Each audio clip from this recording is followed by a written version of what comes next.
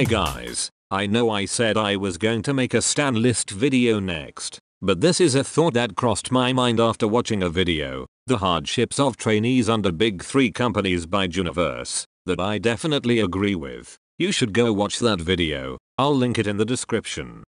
So a lot of people say that Big 3 groups are privileged, and that is true. They'll say that Big 3 privilege is real, but then go on to say that it's not deserved, or that a Big 3 group is achieving success just because they are under that company. Big 3 groups do achieve success just because they are under their company, but what does that actually mean?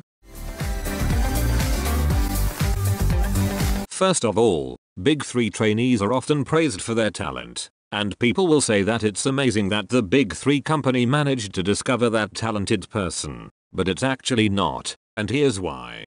A Big 3 company is statistically guaranteed to have the most talented trainees. Obviously there are exceptions, but if you generalize it, this is a true statement. Big 3 companies have the most money, which means they can run the largest auditions and can maintain the largest training programs. They are most likely to recruit talented trainees. The competition among trainees to get into a Big 3 group is fierce, while for a smaller company basically all the trainees are guaranteed to be in the group. Small companies scout trainees specifically to be in a particular group. For example, Big Hit Entertainment specifically scouted the members of BTS to ensure that they would work well with each other. However, Big 3 companies just round up as many talented trainees as they can, and figure out if they'd fit into a group after the fact. If one of their trainees wouldn't fit, it's not a big deal because they can just replace them. Big 3 companies can also afford to train idols for much longer. Everyone knows how Twice's Jihyo trained under JYP for 10 years. 10 whole years. Training an idol for longer will improve their skills much more, which will make them more talented at debut. So on top of the greater pre-existing talent that Big 3 trainees are statistically likely to have, they will gain even more skills than if they were at a smaller company. A smaller company doesn't have the money to train idols for years. They need to debut their groups as soon as possible, otherwise they will lose even more money. Training even one idol is expensive, considering all the vocal and dance coaches they need to hire, the cost of feeding and housing trainees, and even paying to make their debut album. All of that comes before the trainee has even started to make any money for the company.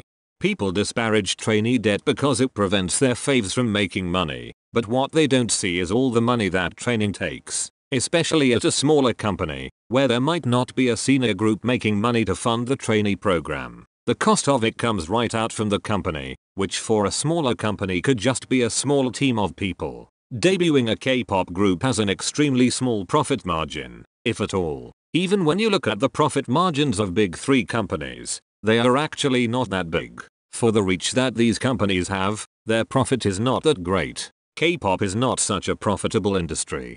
And you might think that the profit comes from CFs instead of albums. Yes, this is true, but getting a CF for a group at a small company is next to impossible. Of course, once a group from a small company is successful they can get CFs, but will they have time to be successful before their company runs out of money?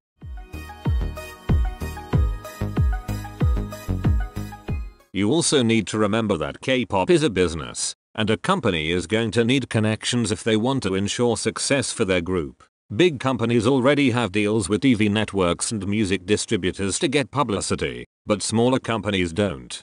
But what about groups from the Big 3 that are not as successful as their senior groups? For example, Stray Kids from JYP are successful, but Twice is way more successful than them. If that situation were to happen under a small company, the less successful group would probably have to disband. But JYP could keep Stray Kids even if they weren't turning a profit right away, and continue to give them comebacks until they became profitable.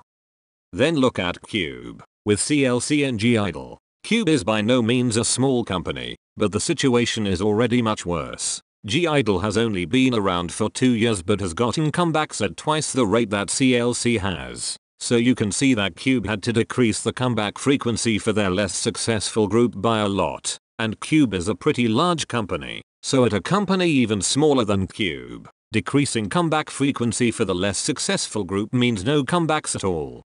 We also have to talk about the production value for big 3 groups. Big 3 music videos are much better than music videos from unknown groups, and that is of course because they have the money to invest in those music videos. You can say that the low production value of a small company group doesn't deter you from standing them, but is that really true? Think about it. It's not just about music videos. It's about all the content a group ever produces.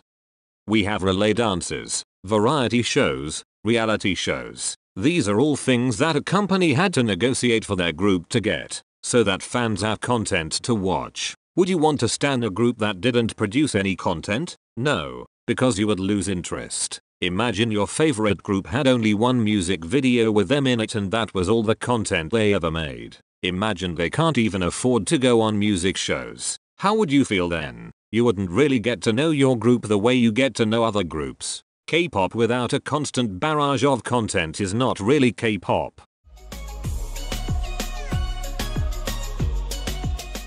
What I'm trying to say with all of this is that stanning a big 3 group is more likely to be fun than stanning a group from a tiny company. I'm not saying that non-big 3 groups are untalented or wouldn't be fun to stan. And obviously there are exceptions to every rule. Just look at BTS. They broke absolutely every rule I just talked about, coming from a small company. But looking at it objectively, a big 3 group is most likely to have the qualities that people look for. The idols are more likely to be talented. They are more likely to have better content, and most importantly they are more likely to be profitable for their company, which means they will be around for longer with a greater comeback frequency. So people who stan big 3 groups or are big 3 company stans shouldn't feel ashamed about it. If you have the patience to stan a group that doesn't produce much content, all the power to you, but I'd rather stan a group I know is going to be around next year. K-pop Twitter needs to stop sending the message that you're superior if you stan a quote-unquote underrated group from a small company. Stanning a big 3 group is just as valid and their fans are no less authentic for stanning them. Big 3 groups are more appealing for a reason. Alright guys, that's all I've got for this video. It was just something I wanted to get off my chest. Check out Juniverse's video on a similar topic. I've linked it in the description. I'll see you in the next video. Bye.